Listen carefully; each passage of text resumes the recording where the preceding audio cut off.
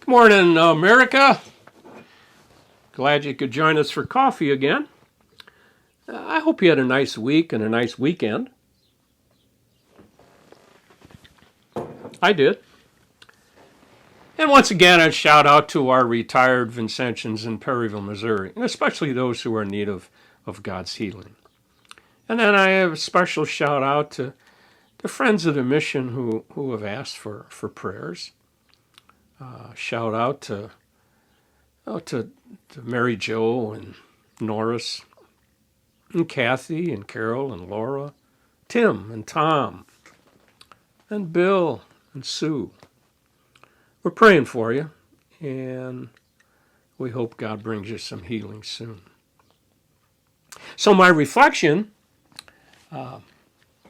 today is about celebration. Now, obviously, everybody knows now that we've kind of turned the corner a little bit on this COVID, where if you've been vaccinated, if you haven't, get it. If you're vaccinated, you don't have to wear the mask.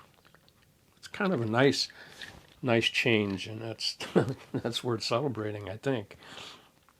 But I was thinking about celebrations, and in our country, it's almost like there are certain times of the year when we celebrate the same things every year. And it's almost, there are months that have, special celebration. For example, in the month of April, people celebrate the end of winter, the beginning of spring, and it's the newness of life, and that's the month we usually celebrate Easter.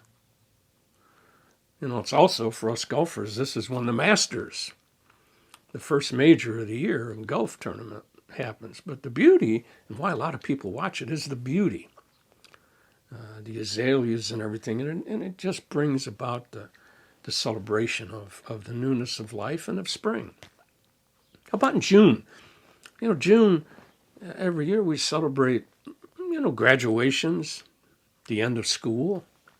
And June often is the celebration of weddings and Father's Day. And so there are specials. How about May? The month of May. And obviously during the month of May we celebrate Mother's Day.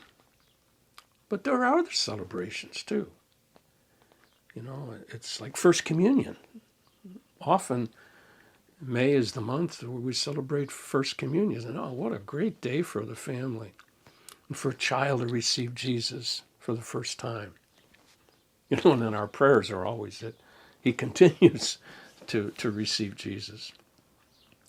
But also May is a month of celebration of anniversaries, and especially the anniversary of a priest. In our community, most of our ordinations were in the month of May.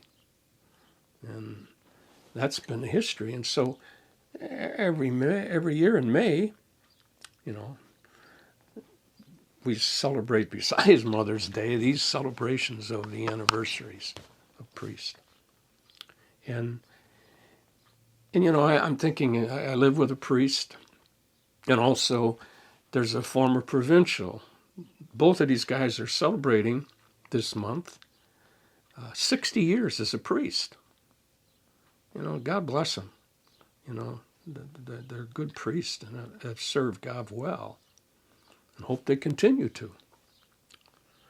In the end of the week, I'm going to mark the 50th anniversary of my priesthood, my ordination.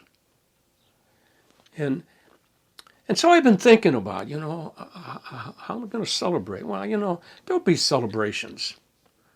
And usually the celebrations are for people who appreciate the 50 years of my priesthood. But of more interest to me is, how am I going to celebrate? What's the celebration that I'm going to do? Well, I can tell you, I've already a plan in my own heart. I got to celebrate by acts of thanksgiving. For a priest, your life is based around people.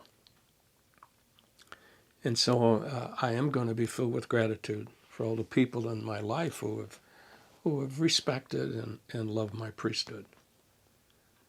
And, you know, to me, so many things that I have done in the 50 years of my priesthood, so many of them, I didn't have to be a priest. Whether it's teaching, counseling, talking and preaching. But there's one thing that I had to be ordained for that I am so grateful. And that's for Eucharist. To celebrate this wonderful gift of Eucharist, where God comes to be with us in the presence of the bread and the wine. And so for the last 35 years of my priesthood, I have been involved in a ministry where the focus is Eucharist. Our team out of Leawood, Kansas, that my brother's in charge of, we have followed Vincent de Paul's idea that Eucharist has to be the focal point. And we have not forgotten that. Even we tell pastors, when we do parish mission, there's going to be Eucharist. And so I am filled with gratitude for all the people who have cherished this wonderful gift of Eucharist, that I am humbled to be the instrument and God's messenger. And for the last 35 years in parish missions, I have been able to celebrate this wonderful gift all over the world. I mean, all over the world. And every time it's been the Eucharist where people have shown the love of our parish mission. And so my heart is going to be filled with gratitude. How I celebrate? Well, there's so many different ways to do that. I was thinking about, people and how they celebrate. I'll tell you a story about Giuseppe. Giuseppe lives in New York, in Little Italy, and now pretty much that's Mulberry Street. And there's a little shrine, Precious Blood, and the pastor asked Giuseppe, you're going to be celebrating 50 years of marriage.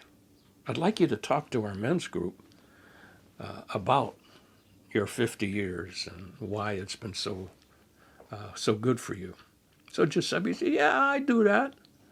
So he goes to the session and he starts and he said, everything has been fine. I kind of spend a lot of money,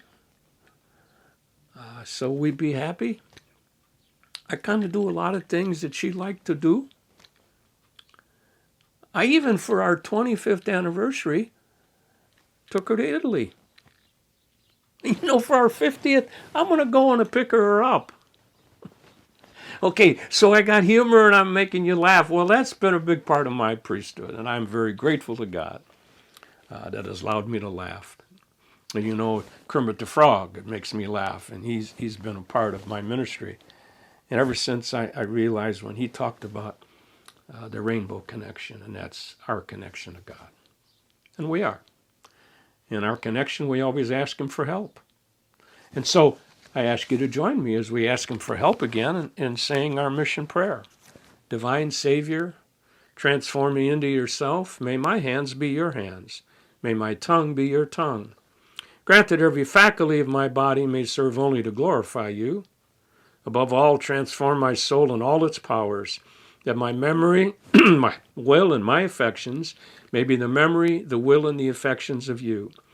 I pray you to destroy in me all that is not of you. Grant that I may live but in you, and by you, and for you, and that I may truly say with St. Paul, I live now, not I, but Christ lives in me. God bless. Hope to see you again next week.